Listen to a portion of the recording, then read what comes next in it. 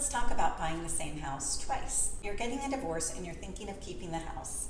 You need to do the same due diligence you did when you bought it originally as a married couple. You're keeping the house. You are now going to refinance that loan into your own name and basically buy it again. You may be thinking, I've lived in this place, I know all about it, but do you?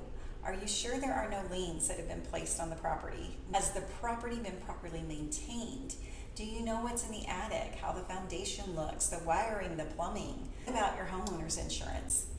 Is the policy issued originally going to be valid now that you're going to be the sole owner? In making decisions about keeping the house, do your due diligence. You need to gather all the information that you need, and if you're not certain what documents you need, working with a real estate divorce specialist can help with that. If you want more information on how to avoid house pitfalls when you're divorcing, you can find it at my website at divorcehousepro.com.